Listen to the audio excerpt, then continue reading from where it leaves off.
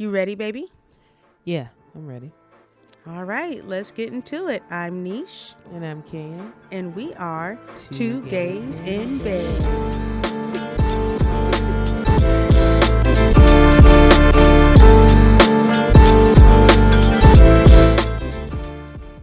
Googling, how many times did 50 Cent get shot? Yeah. I swear. It's not. 50 How did you know that? Because it's in his song. I mean, that's what I'm saying. He said 40. Why the hell was it? No. I mean, like I said, it's what he talked about. That was Like, his story. it's just a part of his. I think the game shot was shot 5 times. So look how many times he was shot. Good Lord. Growing up, I was confused. My mama kissing the girl. Yeah. That's a triggering line because I'm like, damn, I really hope. Oh, that's a good point. No, our kids wouldn't have it any other way. Right. They're used to it. How many times did the game get shot? Not the Lord Jesus. I said, how many times did the game Cent get shot? Game Cent. Because I didn't erase the Cent. Oh, that's fine. Over 50. Mm-hmm. Got you. It doesn't specify. Oh, dang. That got to be one hell of a pain. I feel like it's 5. Like, I mean, I don't want to say for sure, but I feel like it's like 50-50. But what do you think it feels like to get shot? Do you think it feels just like a hot rod going through your body? It says it feels like hot lead. Really? Yeah, that's all I can think of. Woof. Yeah, so. That is something I hope to never experience. No. I mean, like, not even to, like if I could potentially get shot and know I would survive and wouldn't have any issues. Like, sure. It's not something I would just go do. for it. Yeah. I wouldn't do it just for the experience. Not for the shit. It's not something I need to check off my box. Yeah, well, good. Thank you for letting me know that. It's good to know. Yeah. I mean, because think about it, baby. I'm one of those people who will try anything once. Yeah. For the most part. Scary. I pierced myself. You did. You know what I mean? So, did like, a good job too. You know, but yeah, that's not something I would want to do. Yeah, that's good. Being here. Hey, babe. Hey. How you? I'm good. How are you? I'm good. Mm-hmm. How was the week? The week was something. Something? Yeah, it was something, but we made it through, Oh, yeah, we was home with these hooligans. Yeah, for the weekend and week. 2nd, 3rd, or 15th. I lost count of how many winter storms we've had to hit the East Coast. So, yeah, crazy. It's been crazy, but again, we made it. We did. We snowed in a couple days with the kids. Thankfully, we did not have to use that generator that we told you guys about last time, so we made it through with that. So, thankful. We weren't panicked. We just knew the power was going to go out for a week and a half. Yeah, but thankfully it did not. It didn't even blink. It did. One time. Yeah, one time, thankfully. And it was definitely in the middle of the night, and we didn't feel any effects from it, obviously, because it's not like we woke up cold or anything like that. So. That was wild. Like, I think we all went to sleep with the expectation that it was going to be like Armageddon the next day. Yeah. Or whatever epic tale takes place in like a ice storm. That's what they was telling us. We had told the kids. Like, yeah, we told them. We were trying to get them prepared. Like, hey, when you wake up, we may not have no light. Like. We may be freezing. We may be cold. Oh, but we gonna make it down. My gosh. Down. We had planned what room we was going to go in. I had looked up how to make a damn, a mock space heater using terracotta pots. Mm-hmm. We really Seriously. thought. And we had them laid out, too. And I think, like, because I know I was researching. I'm researching. I know you researching double. Like, we was really in the mindset of being, like, back in the old times. Yeah. That is crazy. We were. And ain't shit happen. Not shit. But hey, I'd rather have it that way and then the alternative. But see, that's what's weird about me. Like, I think of the plot. That would have been a dope ass Survivor tale. Yeah. But that's you. And how you think and how you feel. Let me tell you about the time I survived a ice storm and didn't have water ice, right. for a week. But we survived. But what's crazy is that I have been through that, and I was our oldest's age at that point. Maybe like a year or two younger, but we definitely had that.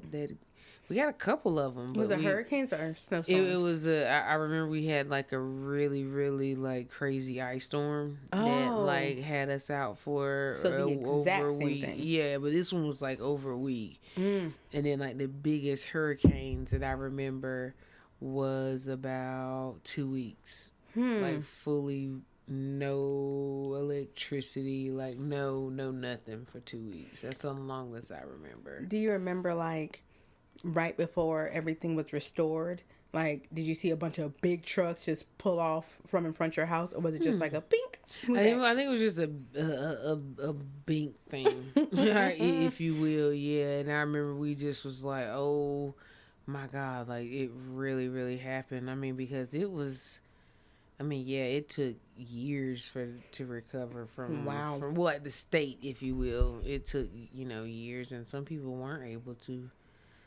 come back, or or they just left. But yeah, that's crazy because I don't recall anything even remotely to that happening in Virginia. And Virginia, especially Richmond, and where you're from, aren't far apart. No, I remember hurricanes. Yeah. And tornadoes. Yeah, stuff like that. It's been some up ones, but yeah, I remember we did have a really, really bad snow. But, like, it was just due to the accumulation. It was, like, inches and inches and inches. But I don't think we missed power or lost power or anything like that. Y'all only remember that in association to hurricanes. And I remember because it was so sticky hot. Yeah. It usually is. Yeah. I just remember it being, like, during the hurricanes when they did it. I just remember it being so gray. I just remember like that. It's just always looking so gray all the time. And then all of a sudden it was just gorgeous, because, like all of it literally, like the storm was over, like to the T, just like the song, and it just was like gorgeous and it's beautiful. So it was kind of cool because, like, even though we didn't have any power, obviously during the day, we were just outside and you would hear people. That's what I mean. It was kind of cool. It was a unique experience. People were just outside, and because I just remember trees being everywhere, and and it was the big one, so like the streets are just blocked off. So sometimes you would hear chainsaws and people, just or in their front yard just trying to get stuff out or whatever. But we didn't really. Thankfully, we didn't have any trees fall in the house, but we did have one fall in the backyard. And so, yeah, we just, would sit out and grill because we had to cook the food that we did have. And I remember whenever the local gas station actually ended up getting electricity because, when it was slowly, being able to get. So they had to get, I guess, like the essential things first.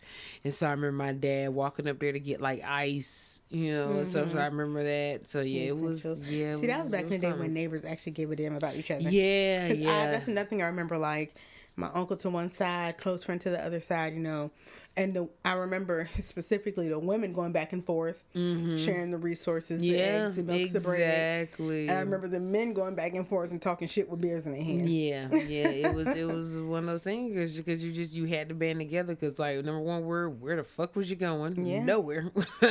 Like people either had a tree on their car or they were just, you were in, so you were just there. Out of butter. Yeah. You just, it is what it is. It's so crazy that I honestly don't think we'll ever have that lived experience. I would love for us to. I pray not. But I feel like we're just such isolated people. I don't know if it's a millennial thing or whatever, but it's like, it doesn't seem like having neighbors or being close to your neighbors is a thing anymore. No. I can say in all the places I've lived, as an adult, I didn't have no relationship with my neighbors. Maybe like one time, but that's because we were dumb young and sharing Four Locos. Oh, Lord. Jesus. But outside of that, like even now, our neighbors. You want to tell that story, baby? Not at all. It's interesting. Which story? Either one, how both Oh of them hate God, us. there's so many. Well, we have a homophobic. Well, couple of them. I think all of them are, honestly. And so, yeah, they just do little petty stuff. Yeah, and we just don't like them, and we can't wait to move. Yeah, we're It's coming sandwiched up. in between two homophobes. And one couple is like super old, and the other couple is older but foreign, and they have college age children. So whatever age range that would be, I guess like late 50s probably. Yeah, I'd that's safe imagine. to say. Yeah, them fools next door, they got to be 70s old. Oh yeah, at least. Dirtbag. Oh gosh, I can't stand it. He spit on the ground. He spit towards my wife. I want to. We still got to do what Mama told us to do. Yes, we do. Baby, ASAP. We are telling these people about our neighbors and our lives and stuff. They don't know who we are. No. They don't know who the hell we are. I just thought about that. That's crazy. It is. Should we introduce ourselves? Saying like that only makes sense, right? I would say so. Yeah. Okay. Ooh, ladies first. So go ahead. Nah. That's all you, baby. Can we do a fun fact? Yes. I know you love a good fun fact. I love a good icebreaker. So, I'm niche. In the 30s. What else? My big three are Sagittarius Sun, Leo Moon, Aquarius Rising, December Sagittarius, because it makes a difference. It does. What else? Oh, fun fact. No, wait. Okay, what else? I love to create. I love to write and read. I am a photographer. I did it. See? You did it. I'm proud of you. I'm a photographer. I am a community advocate. Yeah, mom. Yes. Let's see what else. I went to a PWI. Oh, okay. Yeah. This would be a good time to insert the fun fact. Which one? Anything. Oh, let's see. So I have a few. And okay, let me just share this one first. I'm missing a front tooth. Currently, temporarily. There we go. That's the word I should have said. Temporarily. So when I'm talking, if it sounds like I can't say my S's and shit, it's because I'm missing a front tooth. I'm missing a front tooth because I bust myself in the mouth with a karaoke machine or a karaoke mic, and it weakened my tooth. And then, for those who don't know, when you have children, they suck the nutrients out of you, and it starts with your teeth. So, when they tell you to take your prenatals, take them, because I didn't do it consistently, and it affected my teeth. And so, because I got hit with the mic, it had just formed a little chip, but then the chip grew into a hole that was beyond repair, and it just so happened to be my front tooth, and so I had to get it removed. I had to get a gum lengthening procedure. Yeah, didn't even know that was a thing. Learn that. And now I have a embutment, I think it's called, and then I'm going to get a crown.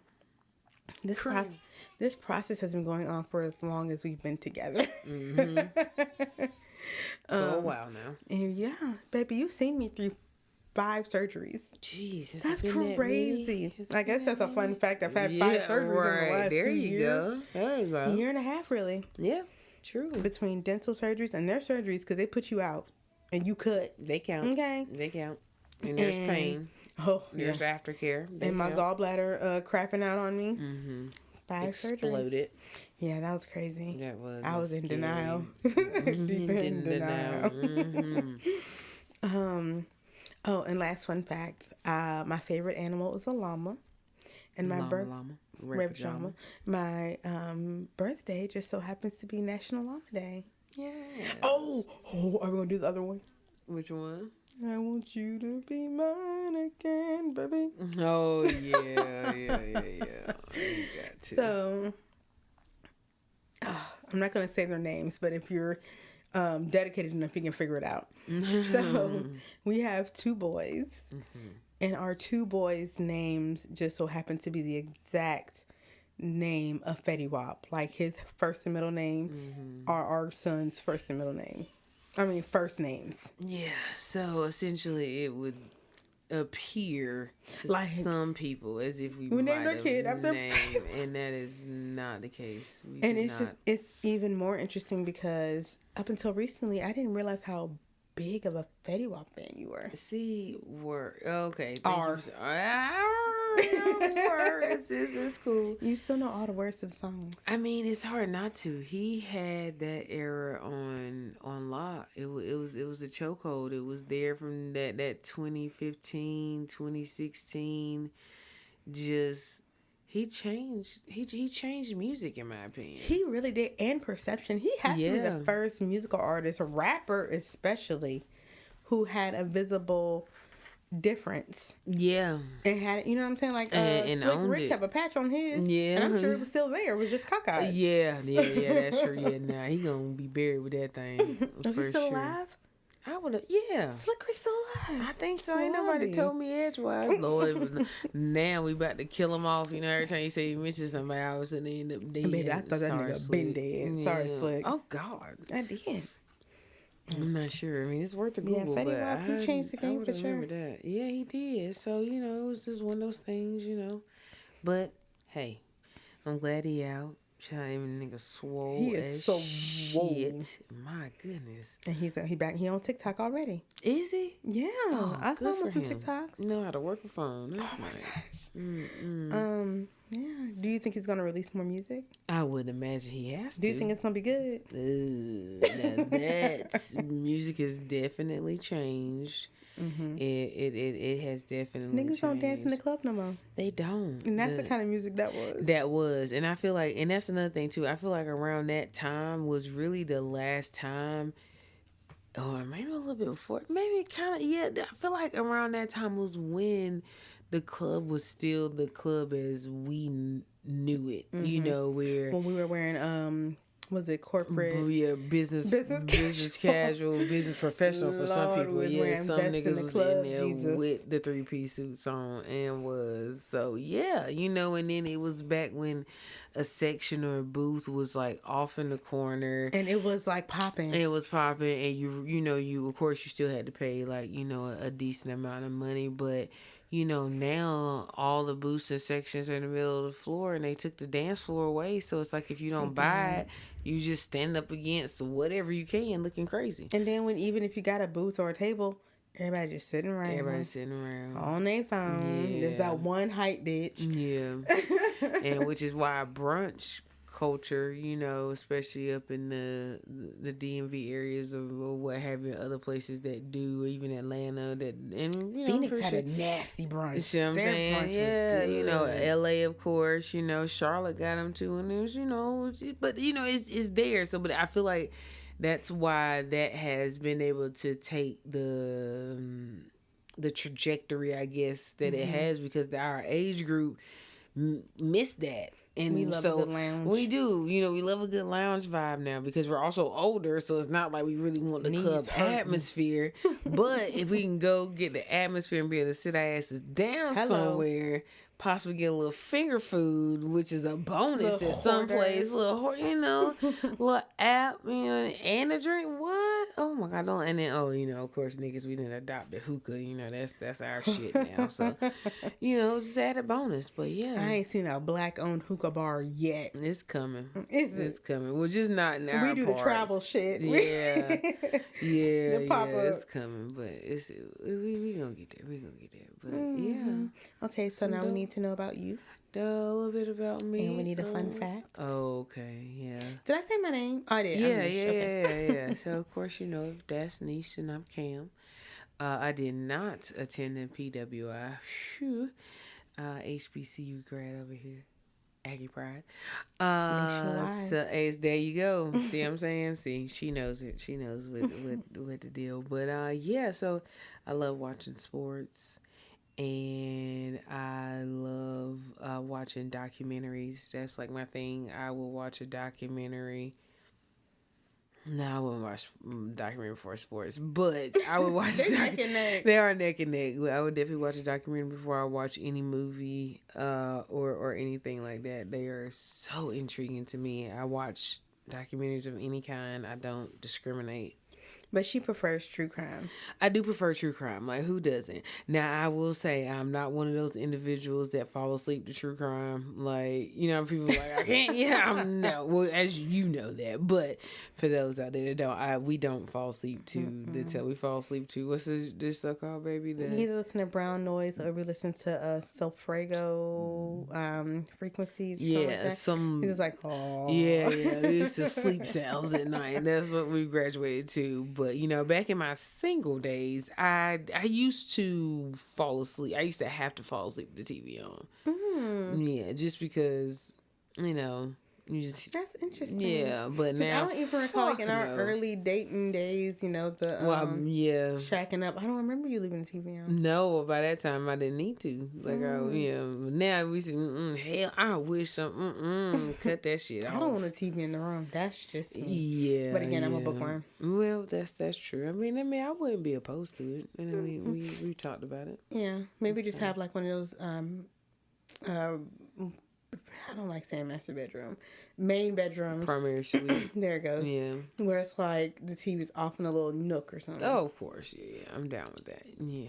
Or I like the ones where the joints come out you see when they come out the little things. Yeah. But I've always been afraid that they get stuck or something. That's another fact about you, baby. What is you that? love architecture and... Oh, God, yeah. Interior design and homes and stuff. Like, in our free time, we like to go look at houses. Give me a little HD TV any day.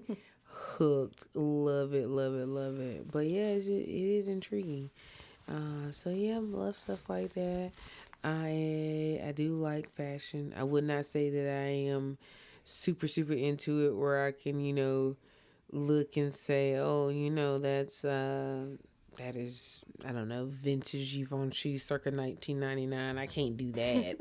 You're maybe one step below that. Yeah, or two. You know, I'm kind of like, I feel like I could be like Andy from Devil Wears Prada. Like, you know, come in there with a little and then I could move up the ladder type feel. Can I ask you a question? Yeah, of course, baby. Do you think you've gotten better at detecting fake bags versus real bags since we've been together?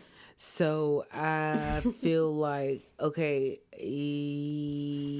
not at the detection of the fakeness. Well, obviously, if it's like a really bad dupe, no, that's generally why I still ask you.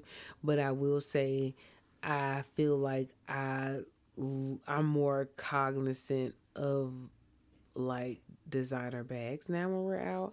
Like, for example, it was a lady in Hobby Lobby earlier that we that had a Louis, and she was an older white lady, and I wanted to add, I was like, dang, you went to the bathroom, and I was like, dang, I wanted to ask you, but you know, it was one of the big ones, but you know what I'm saying, I'm to assume that it was primarily because of the affluent neighborhood that we were in, you know, and the fact that it was at a Hobby Lobby of all places. I'm going to assume, you know, that it was real. But yeah, she had it. She had sitting up in the car. Yeah.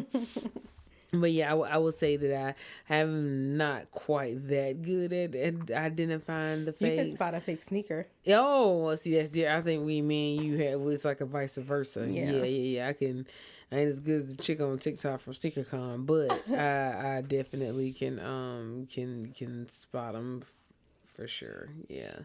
So yeah, that's a tidbit about me. Well, a little bit more about me. I am also a mother of 3. You know, we share those 3, you and I. And what else? I'm not really a bookworm like my hot nerd wife, but you know, I read articles. I love articles. I will read a good article here and there.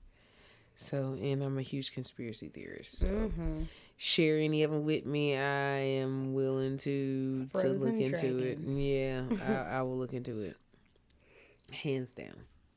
So yeah, I think that's We have some joint fun facts. we do. Like we're born exactly 6 months apart. Yes, we are. We are definitely. Oh, yes. I am a Gemini. I don't know when or where my sun rises. Your sun is Gemini. Okay. I don't know my moon from my. What did you say? Rising. Or my. I don't know. I'm a Gemini. I'm a June. And I would look it up, but my phone fell. It's fine. I'm a June Gemini, and so that should tell you something. It's a lot of interesting.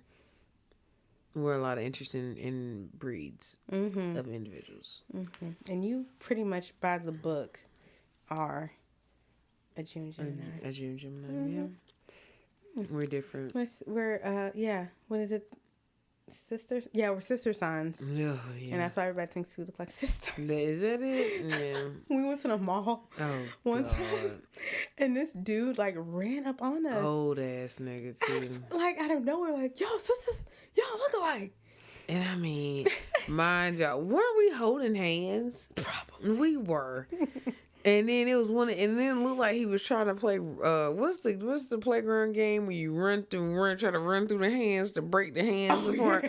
That's looked like the game he was trying to play with us because he was bum rushing us. I'm like, why'd you running up on us like that? And it's like, since when is it odd to see sisters in the mall? Like, why do you feel like that's something worth running up to someone about? Never in my life. Like, what? It's so ran random. up to a stranger and asked them really anything.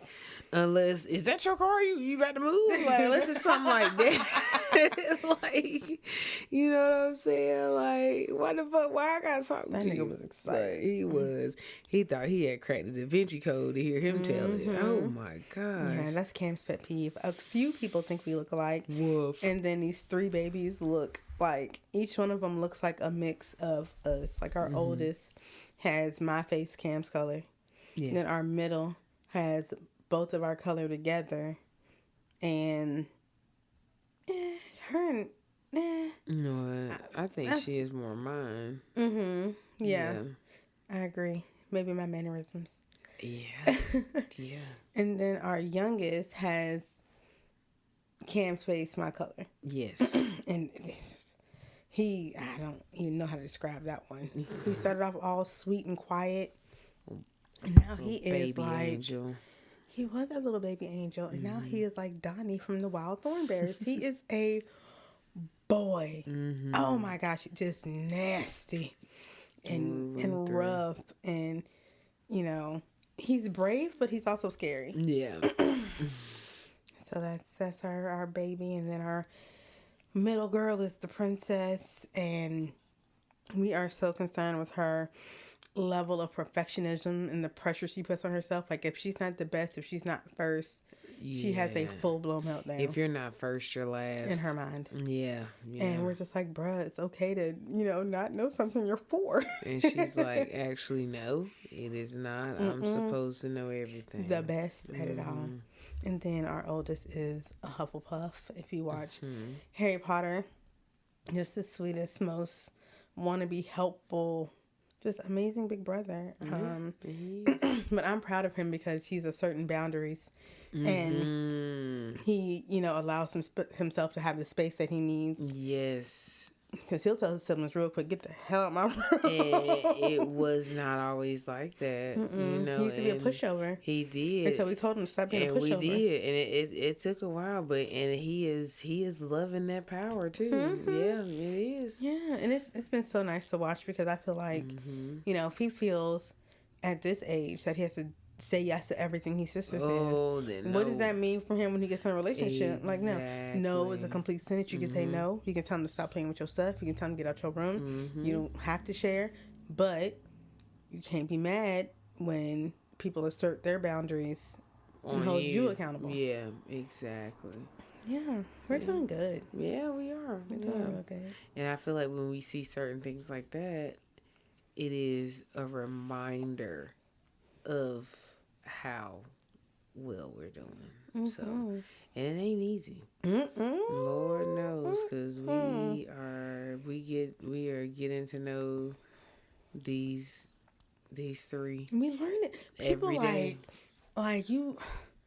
I had never heard it said to me, but you really don't know these niggas. Like, you know, you see on TV, but like people have babies and it's instant, you know, just in love and love, everything about you. You don't know that nigga. You have a kid, and it is a human that you have to get to know. Yes, you love them, but like you don't know them. Yeah. And everything they do is like brand new, and you're, you know. Like, why you do that? And then in turn, they have to get to know us. So, yeah, it's definitely learning and growing, for sure. And it never stops. They surprise us every damn it day. Every day. You never know what they going to say or do. That's the fun part. That's what keeps us on our toes. So, yeah, we got 3 kiddos. Are we done? With the kids? Having kiddos? I am a firm believer in never say never. So I right now don't think we're done. No. I mean, do you think we're done? I don't think so. Okay. Yeah.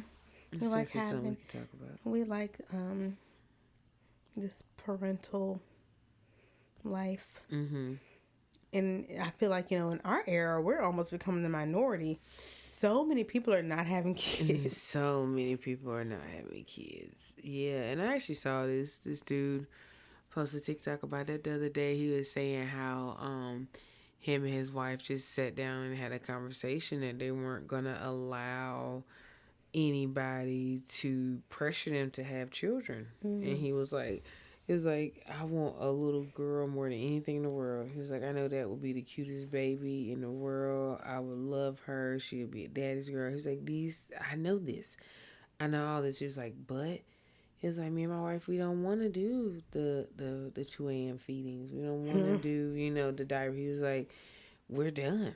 And we was like, and we are now finally, he said they were at a point where they were like okay with saying that they were not going to do that. To have kids at all? Yeah, well, not have any more. They had 2. Yeah, they already had. Yeah. They had, I think one was like 13 and the other was like 8.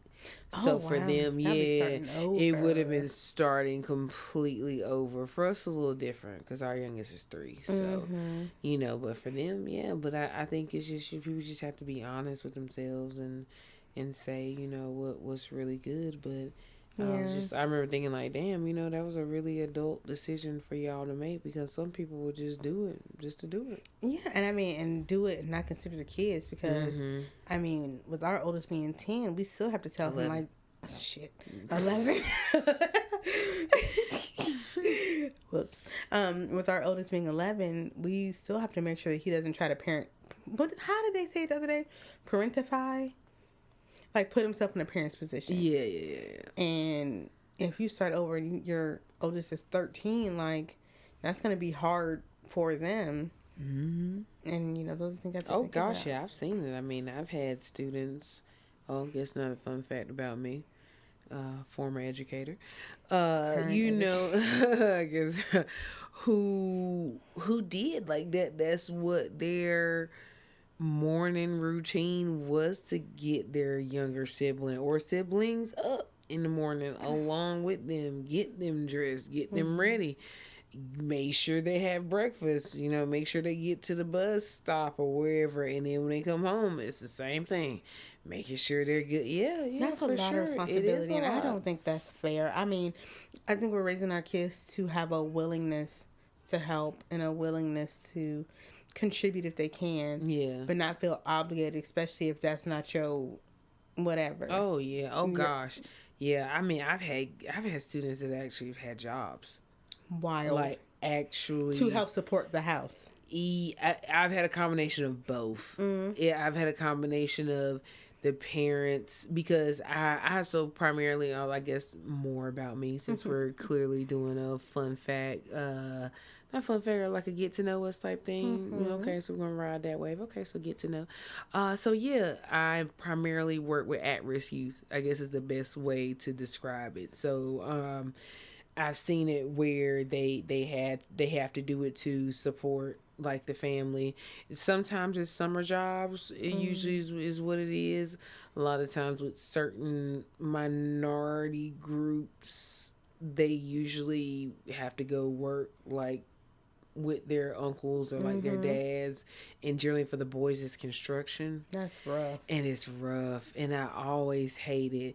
And the girls were not so much. And then of course Chick-fil-A has, that I forgot what age Chick-fil-A is, but I know it's on the younger side. But then when COVID hit, remember when these restaurants and stuff started to get desperate, and they started allowing kids to work even younger. So I had kids going to Jimmy John's and Domino's and stuff like McDonald's Risking and stuff lives. like that. Yeah. Whoa. Oh, I've had quite a few students to work at McDonald's. I think that's the most common job that they usually They're get everywhere. is McDonald's. But yeah, I had a combination of is having to help the household, and I have a combination of they're just at that age where their guardian parent or whomever is like, you need to work.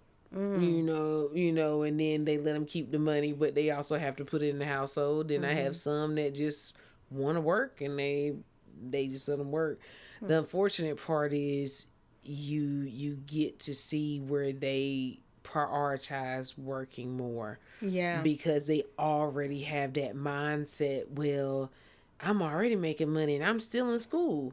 So when I get out of school, I can potentially make more money. So why do I need to do, anything else? And then you try to tell them, that's cool, you don't have to do the college thing, but let's do HVAC, let's do plumbing, let's do electricity, let's do esthetician, let's do trades, like, and then I was like, it don't take that long, you don't have to do the full 4 years of that big full commitment or whatever, some is a year, some is 2, some is a few months, but you just look further, look past that. But yeah, it's kind of hard to tell a teenager who thinks they already know everything that's making money what to do, because they feel like they're already and so they're like, why do I need school? So but again, I do. And just because it is at-risk youth, it is still the mindset of a lot of kids. Oh, yeah. Yeah, and then this, as we all know, because we're clearly in the world together, we see what this generation is the upcoming generation looks like and what it's doing. And it's no, baby, it's terrifying. Yeah. Like, I have had the No Child Left Behind is serious. Like, serious. That it's been well over 10 years of kids graduating Who shouldn't have? I mean, baby, who cannot read. Like, and it's so crazy because I didn't know that was the premise of No Child Left Behind until we got together. I thought it was like No Child Left Behind in a sense that more money is going to be pumped into the education system to give kids the support they need to get, to where they need to be. I didn't know that meant like, we gonna still let you proceed even though there are clear deficits. It's well, because we were so young when that came out, so I guess maybe in our spare time maybe we can maybe put a note in it, because that's actually a good question to really research and see it, because now I'm like, that could be the framework of it. It could be, hey, we don't want to leave these kids behind. So yes, let's put more research sources into it and do what we need to. But in all actuality, they weren't leaving any kids behind. That's crazy. They were just saying, okay, no, you're right. They're not going to be left behind. We're just going to send them through, and they're going to be the problem of the next grade. So that's exactly what it is. Yeah. And that's crazy you say that, because, with our oldest, there's been some challenges here and there. And when he was in public school, it really did not serve him. So when we got to the end of the year evaluation talk, stuff like that, I went into it asking like, hey, would it be best to keep him behind? And they were like, oh no, why would we do that? And I was just like, Like what? Why would we not? right, but I didn't know it was because like that's just not a thing. Man, I remember whenever, and I don't know how it was in your school district or county, however it was, because a fun fact about you, my wife's military brat, so she moved around a lot. Yes, I did. So I remember when you would get your report card at the end of the year, and at the very bottom of it, it would have what like you're promoted to, like it would have like the grade. You remember it had the grade at the bottom, and it had an X if you had to come back, or if you were going on to the next promoted or whatever, retained. That was it, and that's how you knew. And now I remember people. Oh God, that was like people just looking because they said, yeah. So initially, when it started, yes, they were retaining people, like students. But I feel like when the data was still coming back, that they were still, they still had a lot of kids that were left behind. I think they were like, oh, no. We're not leaving them behind. At all. Like they come coming out regardless. And that's because I remember, seeing parents having to, because you do have some parents like we were and still are, if you feel that our child does not need to go forward, like let someone know. So you did have parents and still do that will express or ask if that's possible. But now I think a lot of them know to not even ask, because it's like, no, if it's at a public school, you going through. Like, so crazy because it's state funded and the government funds that. So the government's like, if we told y'all ain't no child left behind, y'all want this money, don't leave no kids behind. So like you have and it's like, again, social media is just such a catch-22, because I remember a couple years ago seeing this boy who posted, he was on the field. I remember he was in a red cap and gown, and he was like, I never came to school and I got all F's. And he walked across the stage and he showed his diploma. What in the world? And I remember just thinking like, my God, because I know there are kids, like I see it. I see these kids struggling to read and not know what, I mean, kids can't even identify quarters, dimes, nickels. Some of them don't even know what that is. Time. Like, you like change and like, what's that? Or like coin, huh? Because they've never had to count out cash for real. Never had to count out cash. Everything's on phone. Everything is digital. Everything is Bluetooth. Everything is Wi-Fi. So yeah, it is beyond scary. I know that was kind of like a rant or a tyrant, but it is scary, because to know that there are kids who cannot read. Like, I've even come across a TikTok of this young guy, black guy too. I wish I would have saw his name, but I did I think I reposted what he did. But he's been on TikTok. He said, I haven't seen it, it was my first time seeing. He's been on there for years, teaching himself how to read. I've seen him. I followed him. Yeah, and I'm just like, he's young. He's an adult. But he's an adult. Yeah. But he's not that he hasn't. It's been less than 10 years since he graduated high school. Yeah. Or have 20s, like or been in that age range where you should have like finished high school. So yeah. Oh God, yes. It's so many. So crazy. It is, but yeah, no.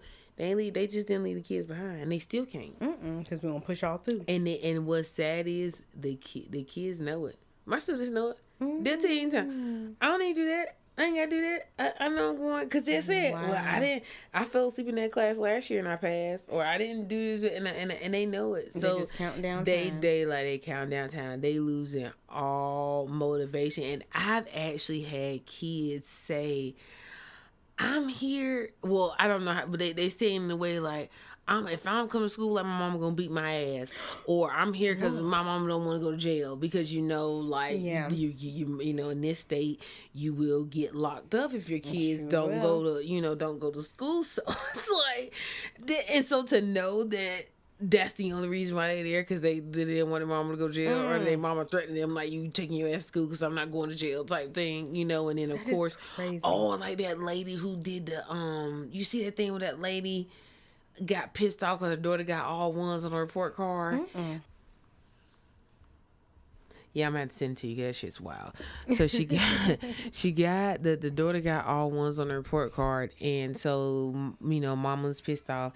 I don't understand why, baby. When she wrote the letter back to the teacher, when I tell you, Suge's handwriting is 1,000 times better. Is this the mother or the student? The mother. Oh yeah. Just as bad as the daughter, if not worse. Oh my goodness. If not worse. Oh, and she thought she ate. Oh Lord. I need to see this letter. Yeah, I'm gonna have to show it to you. Woof. Man. So yeah, I like to say, being a parent is not easy. It ain't. And we ain't gonna do that. Especially in this crazy world. Yeah. We talked about ourselves individually and with the kids. Should we talk about how we met? Yeah, that's the. Oh, do people even know we married? I would hope so. I would hope so. Yeah, we talked about kids and I would hope so. Yeah, we do. Yeah, we married. Yeah, about a year and some change now. But we've been together longer, of course. So, yeah, you want to tell them how we met? Sure. I'm just gonna tell the truth. Tell the truth? Yeah. The whole truth? And nothing but the truth. And nothing but the truth? Okay. So help me God. Yeah. Okay. So, yeah. So, I guess the origin stories. We should probably start off origin-wise. Oh. Should we take it back to the Gatum? I'm a very high level Gatum talk. So, I am what you would call a former compet, compulsory, heterosexual, and my parents are both in the church, both deaconess. I was raised in the church, all that whoop-de-whoop. And there wasn't any representation in my family. So, I was very much aware of who I was, but I just was not willing to put it on Front Street. I've also, in a way, looked at it as like the, not model child, but like the one who does the things. Like I was the one, we were all expected to go to college. But I guess that's fair to say. My parents had an expectation really on all of us to get, married, have babies, go to college, have a career, do something and be an upstanding citizen. And so in the spirit of going along with that, I went to college across the country, which gave me a lot of freedom. And so my outward, public seeing side that my parents saw was, Nene is, oh God, that's my name. Well, she is dating this guy. She's, dating that guy. Oh, I think they're about to get serious. Oh, they have a baby. So all that or whatever. But on my side, on the country I was living in, that may have been going on in the background just to appease people. But I was, I always had a girlfriend on the side. She's always. And, I always, I was always honest too. This is what it is. Like with your partners? Yeah, this is what it is, this, take it or leave it. And what I've learned through that is, niggas really just want a roof.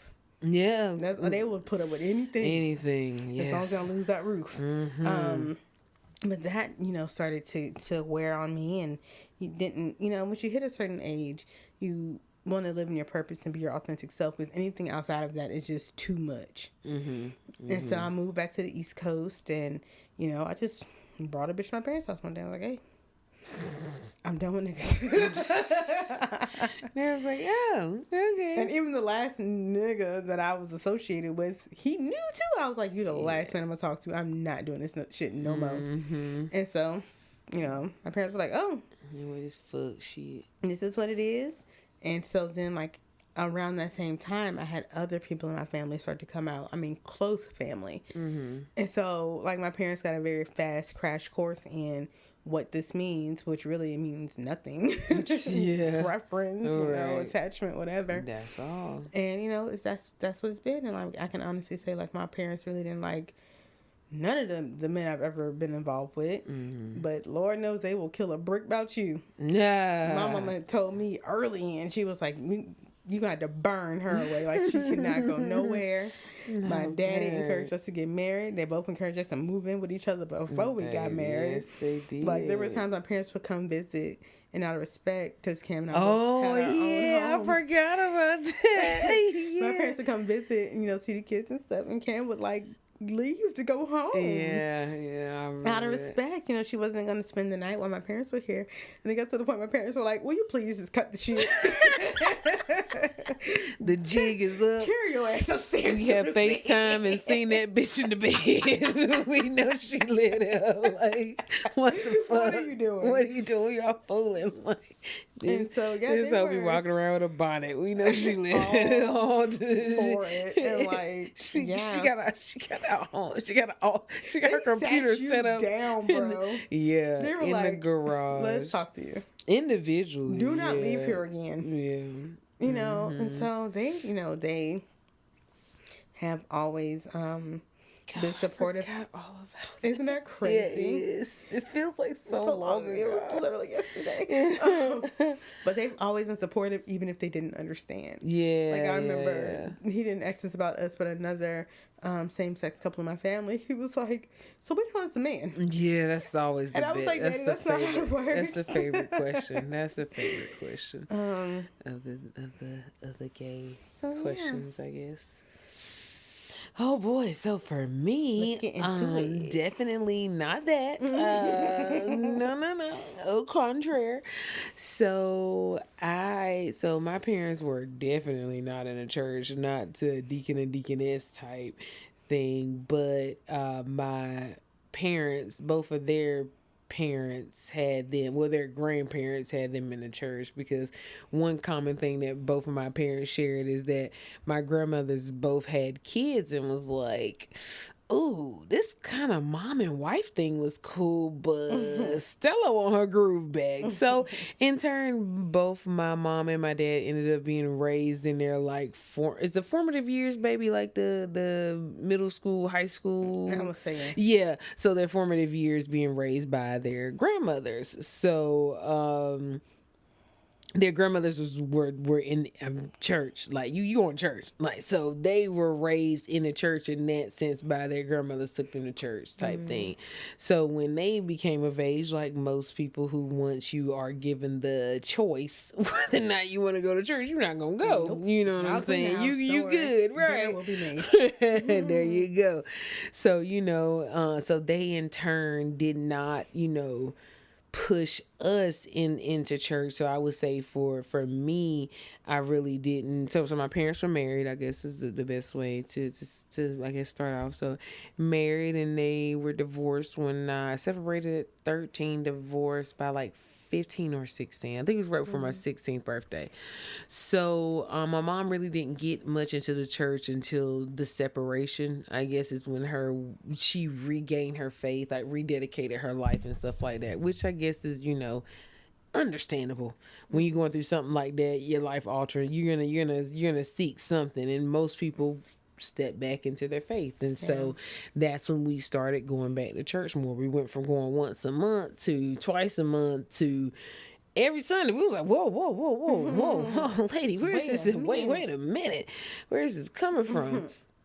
But, growing up in the South in the Bible Belt, you still, no matter what denomination you went to, even though growing up Methodist, African Methodist, Episcopal Zion, the way I did, you still hear the common sermons, which is, adultery, man, you good, you she took you back, murder.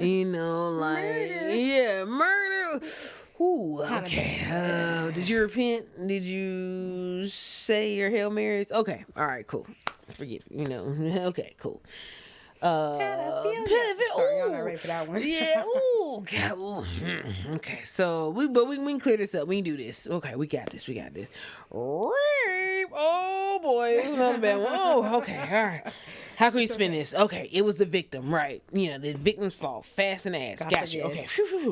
But be gay. Gay bitch die. You're dead now. Bye. That's the cardinal sin. You get the fuck. What gay bitch die today? You can't be gay. And it is so of course that puts all types of fear in your heart. So, and then being me, because, I definitely grew up I was a very timid kid.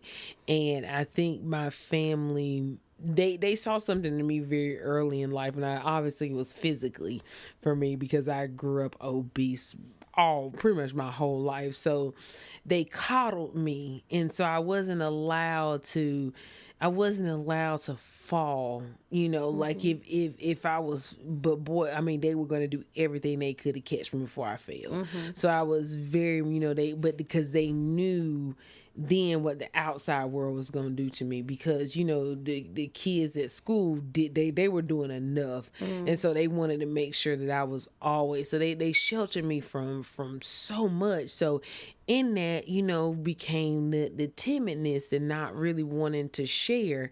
And so, I kept a lot of my thoughts and stuff to myself, but I've been attracted to women for as long as I can remember. I never even tried or attempted to fool, I guess, if you will, my parents. Hell, they had to bribe me to even go to the prom, my 12th grade year, and had to find some random dude to be my prom date, and so never even tried, never ever tried. So I was one of those individuals that live the life in the closet, and in sense in living my life in the closet, I kept so much of myself from myself too, not only just the world and my family, of course, because I definitely, I'm the oldest, so my wife has the benefit of being the youngest,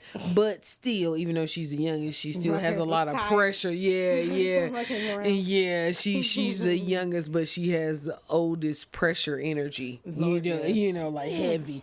And honestly, older sibling expectations, pressure, I'm the glue. Yeah, you are the glue, and so for me being the oldest, yes, school was definitely driven, but on my side, I'm still to this day the only one on my dad's side that has a degree. Wow. So it's like, why, like, it shouldn't be that way, but it still is. So, the pressure for me has just always been there. And being gay is not perfect. And it's a flaw. And when you have that mindset of you wanting to be, as close to perfection as possible, that's one flaw you can't, Damn, nigga, is that why I had such a hard time? What do you mean? Because I have that, like you said, that perfection. Maybe, baby. Stigma. Yeah, could be. I'm about to say, put in the notes and something to talk to the therapist about. But yeah, for sure. Like that's. Another fun fact: we are strong advocates of therapy. Yes. Oh God, we have our individual therapists. Yes, we do, and because we have individual therapists, we haven't needed couples therapy. Hello. Thank you, Lord. Because it's all about the individual work too. That comes first. You got to work on yourself first. You can't be kids in therapy. That's it, man. That's it. So but no, it is a flaw, and the gay one, that's a big one. Again, that's like the ultimate. That's not only the ultimate sin, that is like the ultimate flaw and a sin. So, and then for me, because I had the insecurities about my appearance, I was like, oh my God, I'm already not. At that time, I'm telling myself I'm already not beautiful or worth anything. So I can't let my parents down by not getting this degree. Like, I have to do that for them at least. I can't be gay. You know what I'm saying? Like, I have to do it. So, okay, so I got the degree. So then what else do I do after that? I get the job. I get the career. Then I go get the house, so I'm doing everything that I can. And then I hit a point where I'm like, yo, I'm doing everything I can for everybody else around me, and I'm not doing shit for myself. You know what I'm saying? Like, your cup has to run over, but you have to be able to fill it first. And what's over is for everybody else. So I'm just like, no. So I had to stop doing that. But I definitely, so I will say I was a late bloomer to the gay. Like, I still did my thing on the side because, did go to college. So, you had those little things here and there, situationships, but I never lived my life out loud. Because I was still in the closet. And fortunately, but unfortunately, and I do not recommend living your life in the closet to anybody that's out there listening right now. Whomever you are, whomever you love, if you love that person, be that, and do not live in that closet, because it is turmoil. It is not okay. And it's some people that aren't living right now that, I wish that were not the case, that they would have been able to do that. So yes, with that being said, I would be involved with people that would also be okay with hiding like that, because they also had kind of similar thoughts towards it, or they just wanted to, or I didn't find out because I just had to be a secret because I was the side piece at the time that I didn't know or whatever. But anywho, that's all water under the bridge. Yeah. Well, yeah. So, and then I just had got to a point, during COVID, when you get that isolation and you alone. Yeah. Not necessarily, because again, you still have to do the work then, like, because, when you're in that moment, you're in that isolation, like your mind start to wander and them thoughts start to get dark. You know what I'm saying? So you gotta reel it in. And then, therapy became virtual, and thankfully a lot of people was doing it for free at sometimes, and sometimes it was at a discounted rate. So yeah, just getting reacclimated to that. And then once I really decided that this is time, and seeing people just living their life out loud, then you got on the apps. Then, baby, my God, I am getting there. Jesus. So yes, so I had that, but I had to come out first. I didn't get on the apps until I came out. Yeah, I had to, once I was, because it was like, what was the point of getting on the apps? You was going to still be in the closet. So once I came out, then yes, that's when I got on. Then she got on the apps. I was only on 3 total, and I think over the course of so I got on the apps. First, I started with Tinder, and that was a huge mistake. Yikes. Because it is a heterosexual app, obviously. So I probably was on Tinder for about, and I did that at the beginning of, I can't remember what year, but I know for a fact it was in like January, February, and I know this because that's when that movie came, that documentary about the Tinder swindler came out. That's how I can always remember when I joined Tinder, because when I watched that, I was like, "Are you fucking kidding me?" So yeah, and then so I was like, "Nope." So I let months go by after that. Then TikTok started showing me that damn app, the her app ad thingamabob. And then so again, I'm not trusting it. And then it was like another one. It's like Tammy, yes, something like that. So those were my 3: her, Tammy, and Tinder. Those were the 3 that I had. I was only on her. And fun fact, I was on her more so seeking friendships with like-minded people, because like me and the straights, we don't click all that well. Like, I'm grateful to have best friends who are heterosexual, and love them to death. But out here, that just wasn't happening. And I wanted to go out with gays. Mm-hmm. And so I was on there, on the Her app. If y'all listening, we'll be happy to share our testimony. Looking for friendships and things of that sort. Yeah. And so for me, it was like, I wanted like dating practice. If that, you know what I'm saying? Because like, I did not need practice. You was real good at it. Thank you, baby. But I just want, because like, again, when you date, and I put that in quotes, in secret, you're not going out that much. It's very much so. And when you are, it's at bars where it just look like you just might be chilling with a friend. It's not anything like that. So, I just wanted to get practice with that. And then for myself, being okay with being out. Like actually being out. So that was my initial thing. And then also too, being in the Bible Belt, it's not like it is in LA or Arizona or New York, where you got the bars and, everywhere, it's like it's not like that in the Bible Belt. So it's so rare. It's like trying to find a needle in a haystack almost. So, you don't unfortunately have such a huge circle of gay friends. So like my wife said, yeah, essentially at some point it really was. It really was to get up there and do it. And so I was like, yeah, I just want to, just get a feel for it. Practice dating and stuff like that. And so I didn't really stay up there very long because I ain't gonna lie, I did not want to pay. I think I paid for it like 2 weeks, and I was pissed. It's like $10 a week. Yes, I was like, some this wild shit. This is not right. I'm like, I'm sick of this.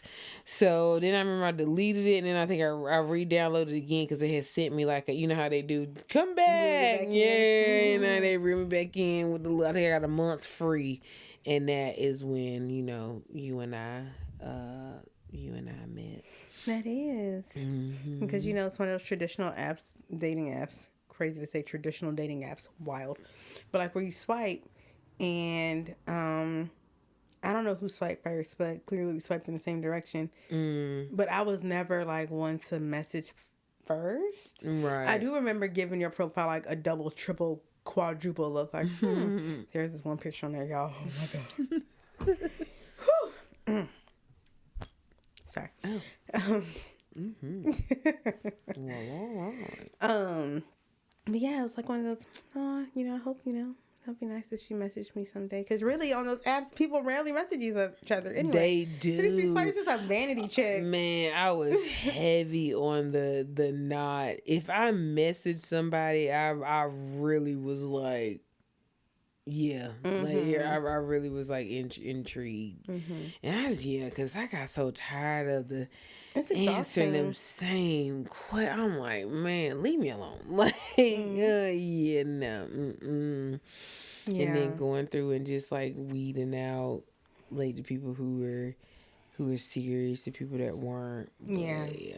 Because 90% of them ain't serious. But yeah, you decided to shoot me a little message. You hopped in the DMs. I did. You said, hey, how are you? And those are verbatim. That's how it started.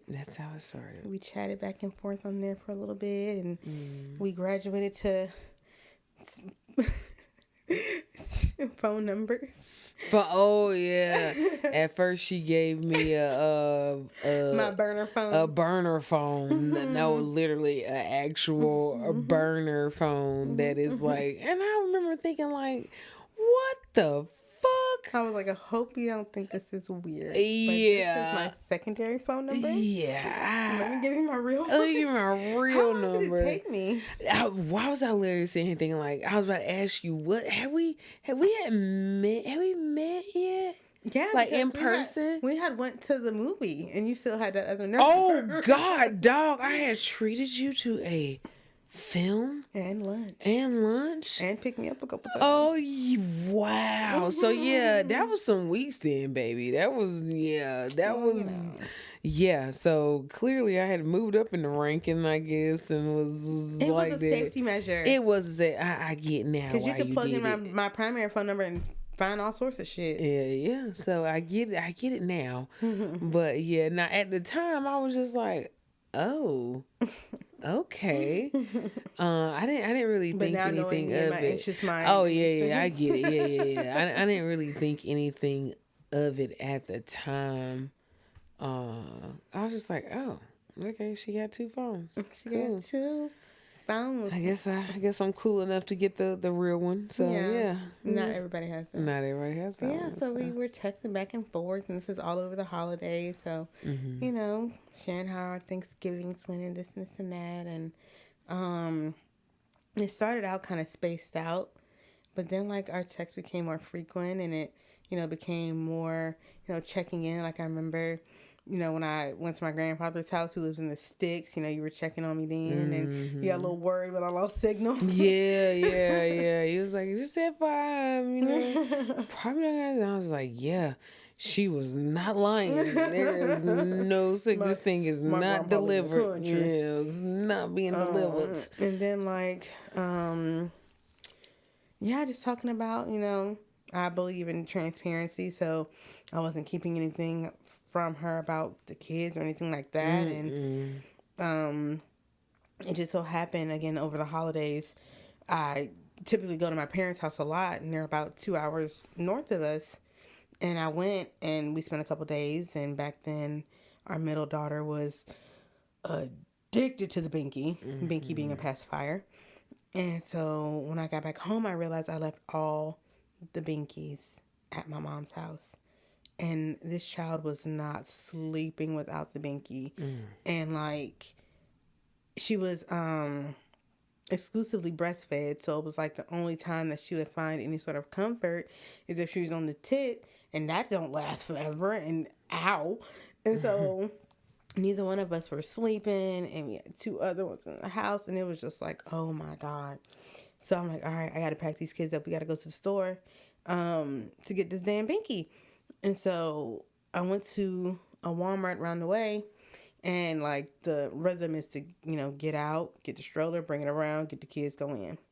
As I was going to the back of the car to get the stroller, 2 men ran up on me, and one grabbed me and scared the dog shit out of me. And I was able to shake them off and get in the car and speed off or whatever. But it really scared me, especially with the kids being there and everything. And so I remember shortly thereafter, I think it was a break in our texting. It was. Oh yeah, I remember. And I remember you asked if I was okay or something, and I told you what happened. And you were like, "Oh my God, what do you need?" Number one, I'm not used to being asked that question. I'm like, "What you mean?" You were like, "No, what do you need? I can go get it for you and meet you." And I was like, "What?" And me being independent bad bitch, don't ask for nothing. Damn. Whatever. It was hard for me to even consider that, but I was just at the point of such severe exhaustion. It was almost like a safety concern at that point because, when they say mothers, if they're exhausted or push too far, they snap. That is real. Start to hallucinate. That is real. And I'm like, this child got to get some sleep. Yeah. And so you went to your Walmart, which is the only other Walmart in the area that had the binkies, and no other store, period, carried the binky. Damn it, Tommy Tippy. Yeah, that's wild. And we met up at the Costco around the way and exchanged church hugs, and you gave me the binky. So, the first time we met, you met the kids. Because they were with me. They were with you, but they were met. Yeah. You saw them. I didn't see them. I mean, you were in their presence. They were with me. They were with you. Yeah. But I was definitely mainly focused on you. I didn't even look nowhere near the car. Okay. And back then we had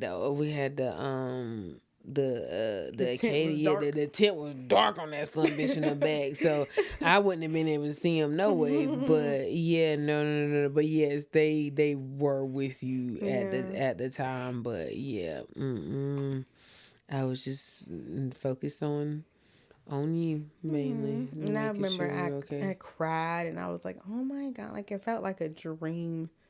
It's just not something. Wait, when did you cry? Oh damn. I'm not supposed to be sharing my thug life secrets. Like, on the way home, I'm so grateful. Oh, baby, I didn't know that. You heard, like, was it?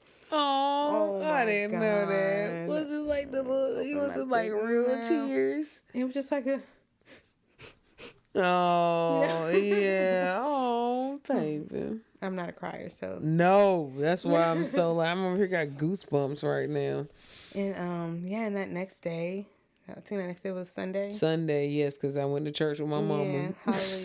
And I'm a park fanatic. I love being outside. I hug trees, all that shit. So took the kids to a park that had recently opened. It was beautiful. And the park, not the weather. I didn't say shit about the weather. You said it was beautiful. Okay, I didn't say it was people outside. No, I just want to specify. Okay, yeah, it is a gorgeous park. Yes, go ahead. And so we were texting, and I was like, I'm at the park. Yep, I was you texting should come in by. church. And you pulled up. I did. And the kids was running around, and the Suge was fresh too. She's a fresh too. Scared of dogs. Fresh one. Yeah. And Max was 8, 6 something. I don't know. Fuck Max. And so Cam pulls up, and I had on my all black with the Timbs and that coat. Oh, that was such a good outfit. Where is that coat? It's somewhere. Okay, we gotta find it. And I remember you had on a flannel and a hat. That's my winter and some mid go-to. tops, some mids. I think Yes. Yeah. And and Cam hates the cold, so the whole time I'm thinking like she's being standoffish and not wanting to talk. So I didn't think she was feeling me for real, but really, my hands was in my pocket. I was shivering. I felt like I was inside of an igloo. I was freezing my ass off.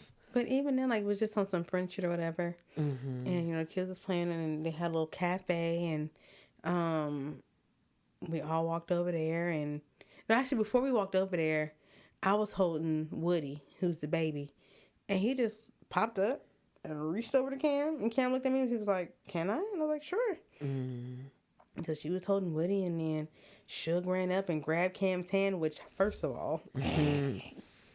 Suge don't like nobody. She don't. That's what she don't do. At all.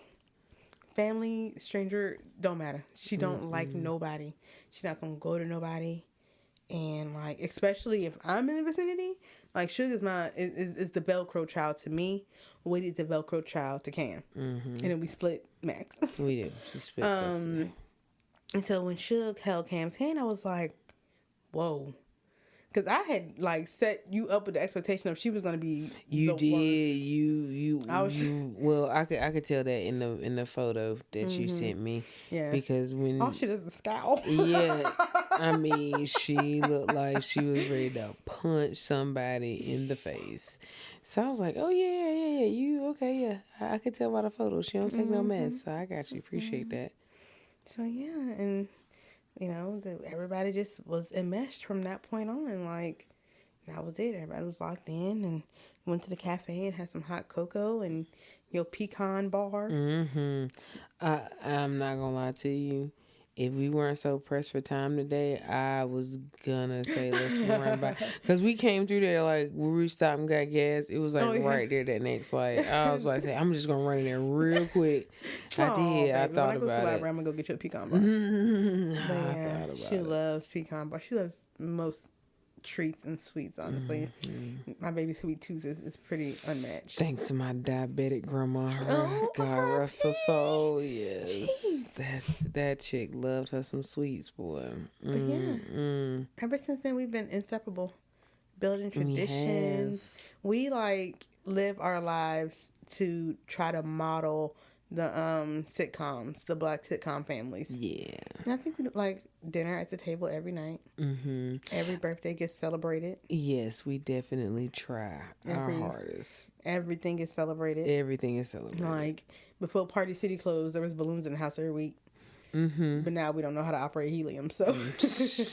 Scared to. And I'm still mad at y'all, Party City. Seriously, though. But they're coming back. They're going to be in Staples. Yes, and I meant to look. I thought I had. I meant to. I looked it up. I forgot when the drop date is supposed to go. But yes, they are apparently coming to. Bring the helium, niggas. We don't need none of that other shit. That's really all it's Bring gonna the helium. be. But it's just gonna essentially make Michael's fight back even more. So that's true. yeah, it hasn't officially launched. It says you have to sign up to get notified whenever it's gonna. You're gonna be first in line. We'll see. It depends on when it falls. It depends on when it falls, and it depends on what them damn prices looking like. Because, like I said, a lot of stores have already started to fill in that gap too. So it's about to get competitive. So yeah, whoever has, somebody get some helium because we miss having balloons. Yeah, we celebrate everything. We are the one room family. It don't matter how big the house is. All of it's gonna be up in one room, up under each other. It's the craziest thing. Yeah, so we did the little cute dating thing for a little bit. And then, you decided to propose. Yeah. We definitely tried, like my wife said earlier, we, tried the living in the separate houses, for a while. It would be, I would sneak out so the kids wouldn't see me type thing, and stuff like that. So we did that for a while, and after a while it just came to a point where it was just they was telling us to cut the shit. Everybody was like, we see y'all, we know what's really going on. Baby, remember Max? Y'all having a sleepover? Okay. Yeah, he literally said that we were having a sleepover. So yeah, it was cool. So we we got there. But yeah, we dated for a while, and then we didn't do. I think we safely U-hauled. Yeah. If there to say it was gradual. We definitely did it at a very gradual pace, at a very healthy pace, because we had kids. So I definitely wanted to make sure that it was done right, and yeah, because again, when you have 3 little hearts at stake, 4, including my wife's, you just have to take you always took that very seriously. Yeah, you have to, because again, also more fun fact about me, being because again, like I will always, even though I grew up with my dad in the household, I will always consider myself to be raised by a single mom. So I know what that feels like. I know what it feels like being the child and that part of it, and then I also know the adult aspect of it. And I saw the stuff that I wish my parents would have handled differently. And so I saw that, I lived through that, and so my parents have taught me in some instances more what not to do more than what I should do. And I think in this case, I honestly feel like it really helped to shape me to be the type of parent that I am today. Yeah. And because you're a parent child. And surprisingly, didn't even think that I had a maternal. I don't think anybody thought I had a maternal drop of instinct or anything in my body. But yeah, to see a lot of it is definitely them. Because my mom is still a nurturer, so yeah, I know that's where you get that. A lot of it is inherited, but a lot of it you do have to. It's learned. Yeah, it's a learned behavior. So. You're an amazing parent. Thank you, and baby. I feel like we complement each other very well. Very much so. I learned from you, and I definitely learned. I feel like I can.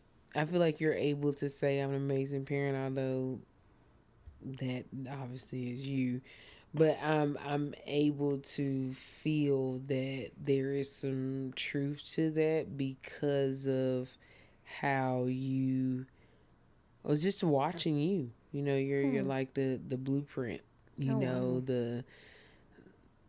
Because we were raised by boomer parents, and we were raised in a different time. So to see how it is maneuvering through this day, through this time, and just like watching you and just reminding not only yourself and me too, and making sure we both remind each other that it's gonna be okay. It is. Like at the And end we're of the not day, supposed to have all the answers. right? We figuring this shit out And together. we figuring Again, out we together. just met these niggas. Yeah, and they growing every day. We learning something new about each other. We all learn something new about each other. All 5 of us, each and every damn day. So like our youngest is starting to make this weird ass sound now. Like we talked about earlier, our oldest is developing a backbone and setting his boundaries, and our middle one is just learning. A perfectionist and just learn and trying to teach her that no is no, and that it's okay to lose. It's okay to lose. Yeah, so we learning each and every day. We all got different personalities and things like that, but we mesh well. Work. We mesh well. We make it work. We make it work. We do. Our energies mesh well, and we don't play about each other. Never have and never. And I will. feel like people know that before they know us. Oh God, yeah. They Sugar don't play about her brothers. Her brothers don't play about her. They don't play about us. And we don't play about them. And we don't play about them. We don't play about each other. Hello. That's just how it is. So yeah. Gang. So, yeah, that's our little family story. I don't know. Maybe we get into it another time how the proposal and the marriage happened, but yeah. Kim allowed me to be engaged for a solid month. Yes. A solid month. That's it. That's all. That's it. But in all fairness, we were going to actually get married in the spring. That's true. Yeah. Oh, the legislature. Yeah. The presidential. Okay, so baby. Person. So now you remember, although that was the case, we did also talk about that it would take some time for those laws to actually kick in. I mean, because we're already are we a year into? God, life is. How many years has Trump been? Has he been president here yet? He's only been okay.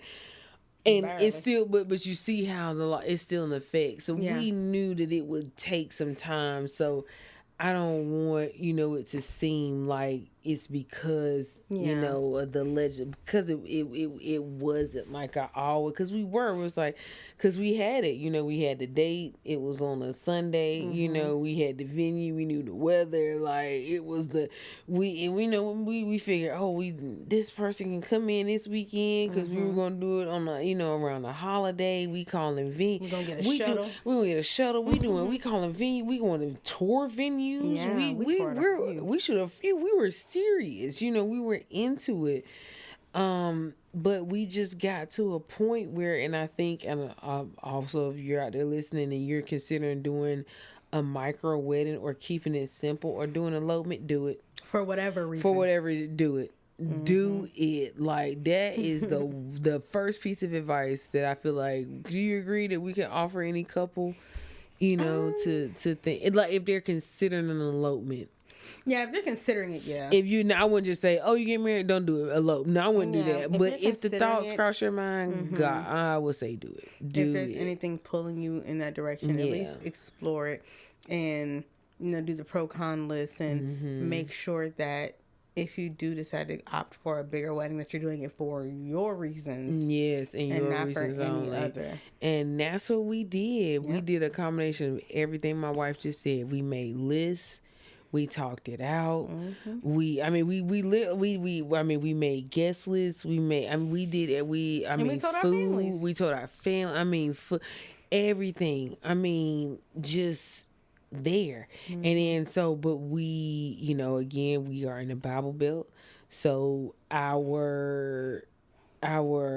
it didn't pop our bubble, but we got reality kind of kicked in for us real fast.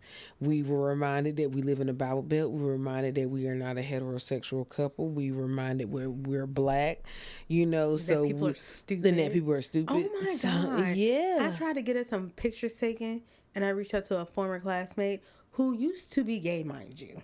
Now, first of all, that's not even a thing. It's not. Like, you're gay and you're just here to tell you're suppressing it, like that Jackie Hill Perry girl. Ooh. You're gay. Let's start there. And you start on that. But I remember I reached out to her and I asked her to take our pictures because her work was all right. And she was like, "I'm sorry, but my relationship with God wouldn't allow it." Yeah. I have a screenshot somewhere in my phone of you and your same sex partner from back in the day. And when I say back in the day, I mean like 2 years ago. Hello. Yo, did they forget? Seriously. Yeah. It's just like, and then even in our planning, we even had micro weddings on the docket, if you will. Like when we were talking about actually doing our wedding, we was like, okay, well, let's consider a micro wedding. And then, so again, we making our list, you doing it, then we set it on the micro wedding. So then we full-fledged, we going with that list, we calling venues. We're gonna do the whole shebang bang. So of course we start calling venues, and then we realizing, oh, y'all are gay? Oh, nope, we don't do that. Oh, we don't do that. And then in in our state, again, in the Bible Belt, we live in a state that's not like California or wherever, where you could just go on www.makemeaminister.com and you can get that certificate and poof, you can marry somebody. No, you have to be ordained. Someone who's ordained and licensed. Who was willing to do it. Who's willing to do it. And if you were ordained and licensed, then 9.5 times out of 10, especially here, and probably anywhere else, Utah, you're not gonna marry a gay couple. Oh my God. So so finally we found one. She was amazing. And so we got officiant, cool. Elopement, officiant, cool. We're doing it. Then we looking at these damn prices, these numbers, and we paying all this money for people to come in here and shit this food out, and drink this stuff, and it's like, and then what? And so we started thinking about tomorrow. Like, we were literally said, okay, we're gonna get married on that Sunday. What's gonna happen Monday? Exactly. And Tuesday and Wednesday. We come home, look at our bank accounts and cry. Yeah, and so it but just... But was so crazy. I just realized, babe, when we were planning, right? Like you mentioned, we were looking at all these venues, wedding venue, reception venue, like doing all this shit. Fast forward a year, and now, goodness, sorry, keep hitting the mic. Fast forward a year, and now we have both of those venues accessible to us for free. Just due to the relationships that we've built in the last year. Yeah. If we wanted to get married, you know what I'm saying, in 6 months, as long as it's available at both of those places, it's whatever. Yeah. It's fine. And that's crazy. It is. And that's, what do we always say? Be still and it is well. That's it. We got it tatted on us because it's true. Like, you really do. You really have to. And so, yeah, it was with that mindset. So, yeah, and we just got to a point where it was like, we chose our marriage and not a wedding. And so in choosing our marriage, we just kind of looked at each other and was like, we really just want it to be us. Yeah. Like, we still plan on doing the big wedding thing, maybe, down the line at some point. But, we really, like, the more we kept talking about how dope it would be to just sneak away. Well, we told our family, so it was, it wasn't like, the people knew, so we didn't quote unquote sneak away. Like that day, we got the good morning congratulations text, so they knew. But like, we was just like, we just wanted to be us and the kids, we didn't want to have to worry about anybody. Yeah. And, in their minds, they planned everything. They put it all together. And so, that was perfect for us. And that's how we wouldn't have had it any other way. So we let them have it. Like, we decorated. We jumped the broom, of course. We did our brooms. We did it ourselves. We did our own bouquet. We did our own bouquets. Morning of. Yeah, that morning and we did it our way. And we did it and got an early morning appointment. Got in our new car and drove. We were still able to make the payment on time. Yeah. We didn't spend all our money. And yeah, exactly. And we took that and we went out to dinner and got that truffle chicken and then came on by and went home and it was married. And we probably did bathe the kids that night. Probably I can't remember. No one else probably bathed them. The kids, and then we laid in bed and had champagne. Looked at our rings and birthday. Not birthday cake, but our wedding cake. Paid off. Yes, exactly, because we decided to do what we needed to do. Exactly. So yeah, I love my ring so much. Have I told you that today? Yes. I've been loving my ring. I'm glad. She got me exactly what I asked for, down to the double prong, and added an engravement. Yes. Also, those who are out there listening who want to propose or thinking about it, listen and get double prong. Oh yeah, if it's a solitaire. Don't. If it can be prong it and triple prong it if that's possible. Prong it. Nah. The last thing you want to do is Kim K that some bitch. That's true. So no. Yeah, I asked for. I wouldn't say like Cam and I both have a love for fashion, and just seeing what people are wearing, designing, and things like that. However, she is a much better dresser than me. I feel like I have uniforms: mom jeans, crop top, all black, muumuu. You know what I'm saying? I have pretty crew neck. I have uniforms, and I love shoes. I have definitely leaned more into my sneaker bag the last few years, and I love bags. But I love jewelry, and if I could figure out how to make jewelry, I would. I do make jewelry. You do, I was say, but if I could go mold us a ring, you know what I'm saying? Oh yeah. And so I studied jewelry, and I knew when it came to my ring, I wanted a solitaire. Because of that, you need a thicker band to support it, and you want double prong. You do not want a super high setting. So I don't know how you asked me.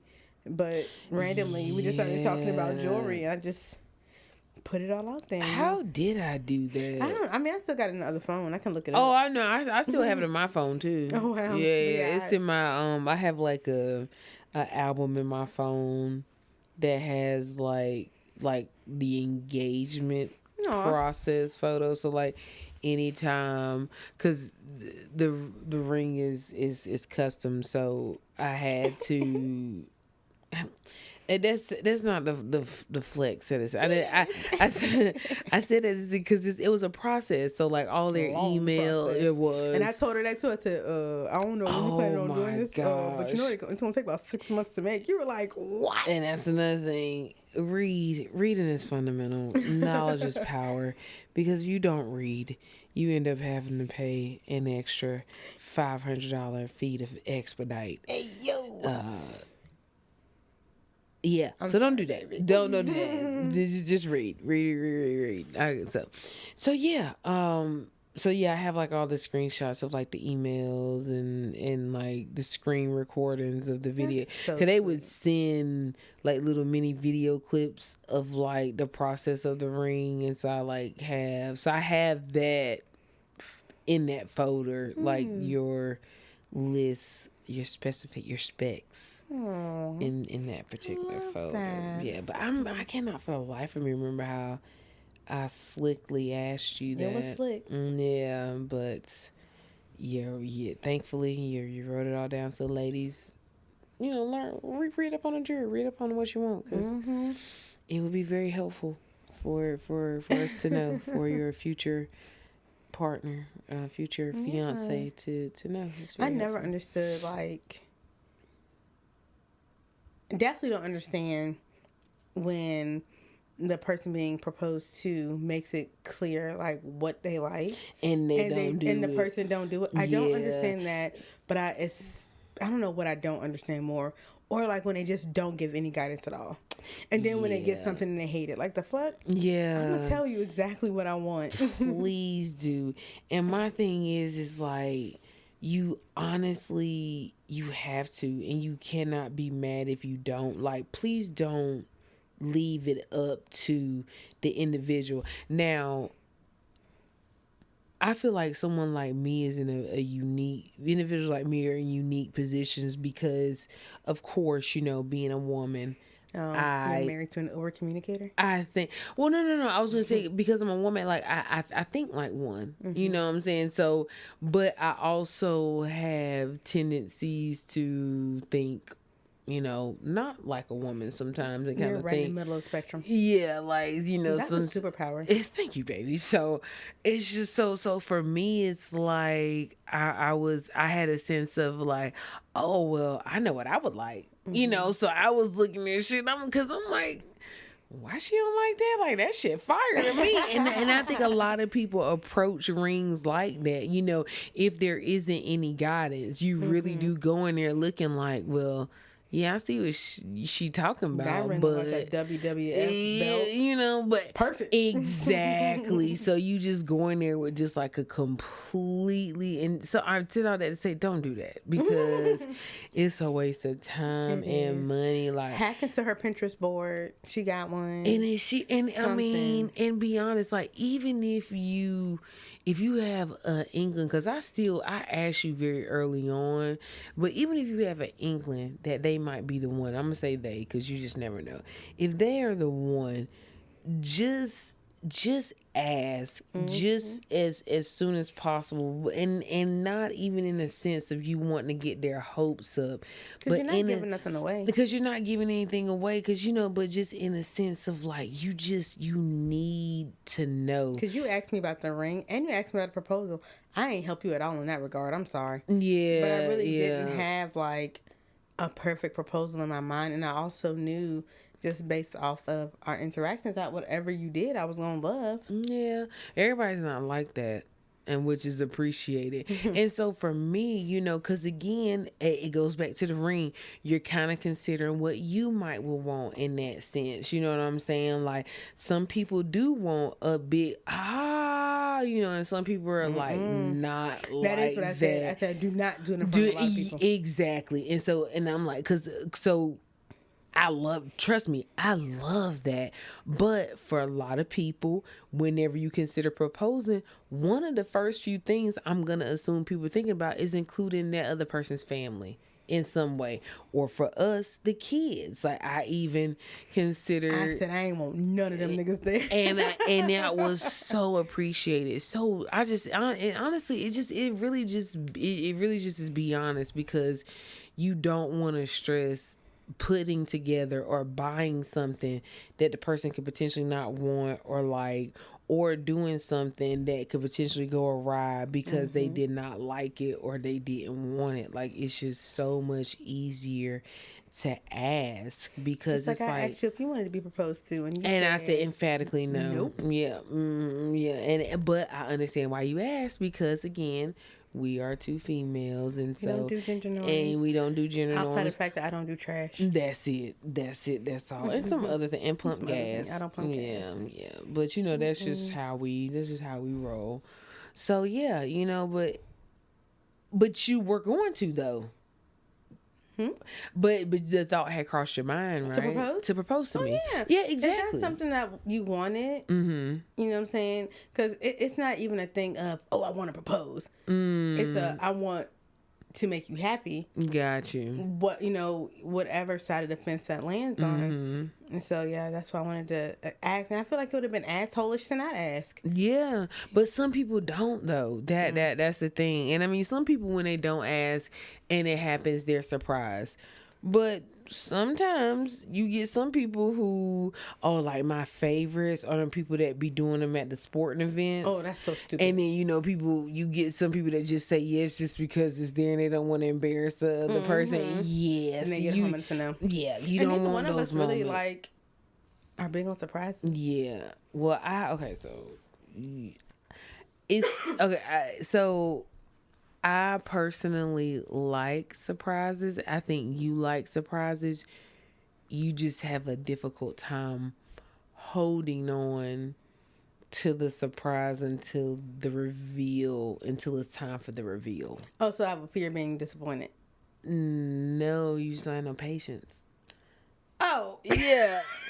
Yeah, no. Like I cannot tell you how many Christmases and birthdays, not just for myself, but for the kids as well, where my wife is like, shut up. Should we just go ahead and give them to him?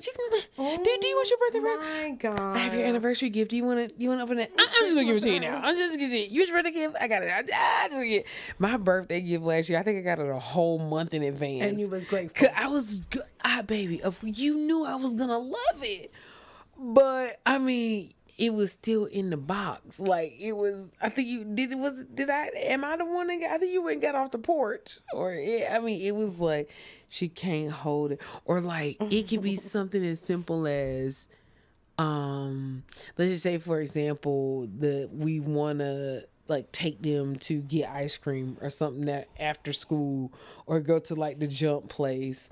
Or, well, okay, sometimes you both have to use that That's the only way we can get our kids to behave. If not, or just I'm gonna just start throwing bows at this point. But you know what I'm saying. But you know, or like if the grandparents come to visit, or if we go up there, we're like, oh, do we want to? No, we ain't gonna say nothing. Then I guess what? We're going to go see it. And I was like, oh, okay, I thought so. Yes. No, I said all that to say you just ain't got no patience. You love surprises, but you don't want to wait for that person to be surprised. You just want to go, I got surprised. I'm not going to tell you what it is. Here it is. Like, yeah. That's fair. Yeah. So that's all. But I love you, of course. Yeah. It's like to see my people happy. That's it. That's all. That's what's most important, baby. We love you. The proposal was perfect, and we got married a month later. And again,